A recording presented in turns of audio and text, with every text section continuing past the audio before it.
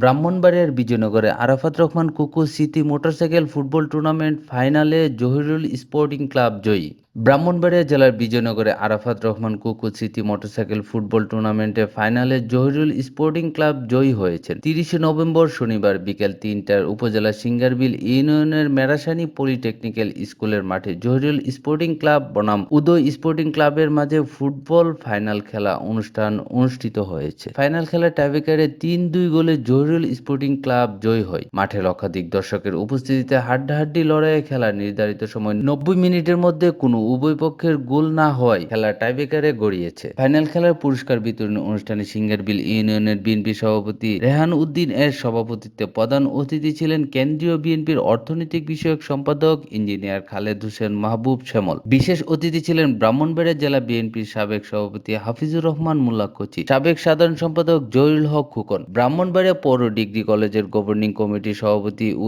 জেলা বিএনপি নেতা এবিএম মুমিনুল হক, জেলা বিএনপি নেতা আলী আজম, জেলা বিএনপি নেতা মনিরুল ইসলাম, পৌর বিএনপি সাধারণ সম্পাদক মিজানুর রহমান, ব্রাহ্মণবাড়িয়া জেলা যুবদল সভাপতি শামীম মোল্লা, সভাপতি জসিমউদ্দিন, রাশেদুল হক, রাশেদ কবির আখন্দ, সাধারণ সম্পাদক ইয়াসিন মাহমুদ, ব্রাহ্মণবাড়িয়া জেলা যুবদল যুগ্ম সাধারণ সম্পাদক সৈয়দ তৈমুর, উসমান খান, সাংগঠনিক সম্পাদক আতিকুল হক জালাল, জেলা যুবদলের যুগ্ম সাধারণ সম্পাদক আশিকুল ইসলাম সুমন, যুগ্ম সম্পাদক মামুন মিয়া, যুবদল নেতা বকুল মিয়া, শফিক রায়হান শ্রাবণ, ব্রাহ্মণবাড়িয়া সদর উপজেলা যুবদলের আহ্বায়ক মোহাম্মদ জিয়াউল হক, পৌর যুবদলের সভাপতি অ্যাডভোকেট মাসুদুল হক পিপি, জেলা ছাত্রদলের সাবেক সভাপতি শেখ হাফিজুল্লাহ, জেলা যুবদল নেতা সাইদ হাসান সানি ও আজহারুল হক দিদার।